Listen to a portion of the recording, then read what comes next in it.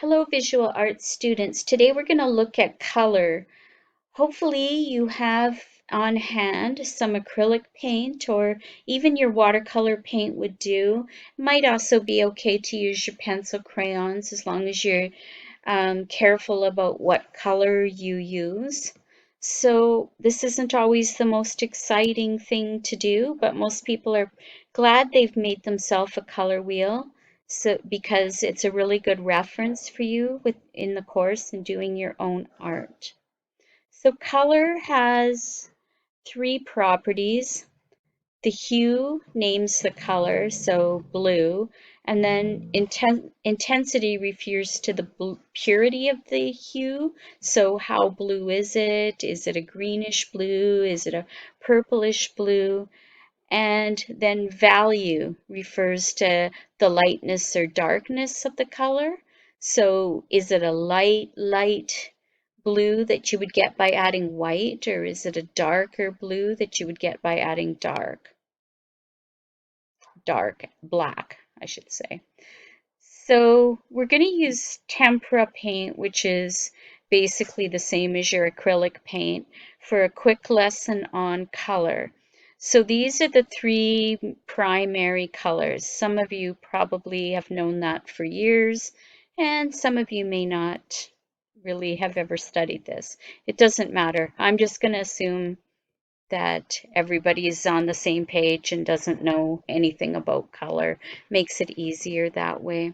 So if you wanted to go to the store and get paint for yourself, really all you should ever have to buy is these three colors, red, yellow, blue, and then you could also get black and white, which aren't colors, which are just lightness and darkness.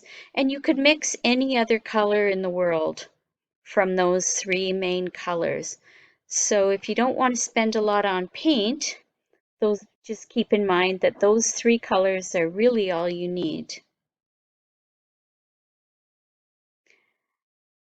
So when we mix the primary colors together, don't do this yet, we're going to get what we call secondary colors. So if we mixed red with yellow, we would get orange. If we mixed red with blue, we're going to get purple. If we mixed yellow with blue, we're going to get green. And those are the three that I've already mentioned. So yellow and red give you orange, yellow and blue give you green, and blue and red give you violet or purple. So these three are called our secondary colors because we get them by mixing the primary colors together. So I've got a sheet here. I'm going to make this available to you to print out, but if you don't print it out, that's okay. You can always just make yourself a color wheel. You could trace a coffee can or something to get your outer circle, and then you're going to want an inner circle. And you could trace a smaller jar or something like that to get your smaller inner circle. Then you divide it like a pizza, divide it into 6 pieces to start with. So cut it in half, cut it that way, cut it that way. I don't really care how even all your pieces are. If you don't have the worksheet, you can just do that. So we're going to start in your inner circle, which should be divided into 6. So use your paint or your markers or pencil, crayon, or whatever you feel you have. Sometimes I like using paint just because it gives you the idea of how you can mix these colors together, but choosing the right color is also a good skill. So paint in every second little wedge here with one of the primary colors.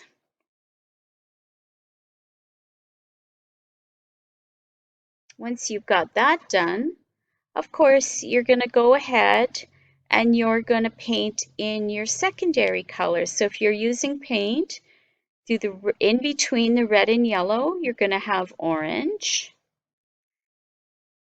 And then in between the red and blue, you're going to have purple. And then in between the yellow and blue, you're going to have green. Now, just because of the difficulty of doing this on PowerPoint, I've just made a chart for you for the what we call the tertiary colors, so the third level of colors. So hopefully this makes sense to you. Now this one on this side is going to be orange, but you're going to put a drop of yellow in it. So you're going to get a color that's mostly orange, but it has a little bit of yellow in it. Here, you're going to do orange with a little bit of red in it. How do I know it's going to be red? Because I'm looking at the next primary color. And you're going to go around and do that for each of these. So for this one, it's going to be mostly yellow, but it's going to have a drop of orange. So go to the primary color beside it. This one is going to be mostly yellow, but you're going to have a drop of green in it, which is a secondary color. And then do this one. For the secondary color, you're going to have green with a drop of yellow in it, and then green with a drop of blue. Hopefully this makes sense to you. You can pause and write these out so that it makes a little bit more sense if you want to. Color them in or paint them in and see how you do. So these would be some of the tertiary colors here.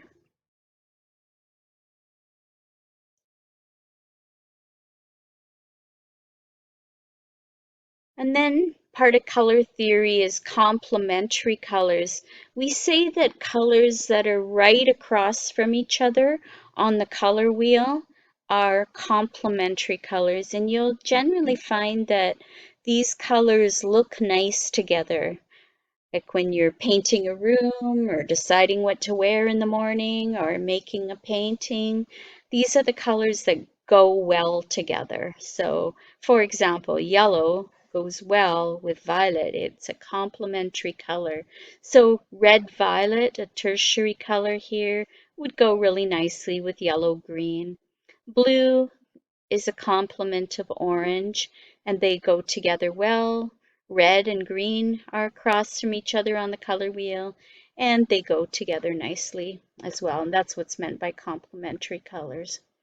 So we use color in art to create balance, to create space.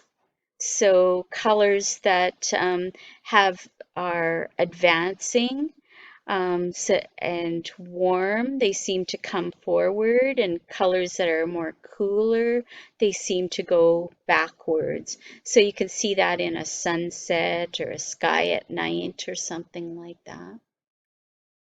We use color to create mood. So darker, less intense colors create a somber atmosphere, and lighter ones create gaiety and happiness. We can use color in art to create symbolism. So colors mean something to us. Like we think of yellow as a coward, somebody who's yellow. Yellow is a coward, I guess. Um, we think of white as being pure and black as being evil and royal as being purple. So we have all sorts of words that have a color connotation to them in language, and that is really on the context of culture. So in every culture, white doesn't necessarily mean pure and good, but some it does. We use it to express emotion. So yellows, oranges, and reds, those warm colors, they can give us an emotion, like a strong emotion, like anger or happiness, depending on how you use it. And then the ones that we consider the cooler colors, like blues and greens, there's So what I want you to do here is to find a happy poem and to find a sad poem and think about how you would illustrate that poem. You can just look up on Google, you can just look up happy poems and you can look up sad poems and just choose one that you like and copy it into your sketchbook and think about how you would illustrate it and what colors you would use to illustrate it. And then be prepared to share it when we come together on Google Chat. So enjoy doing that and enjoy the rest of your day.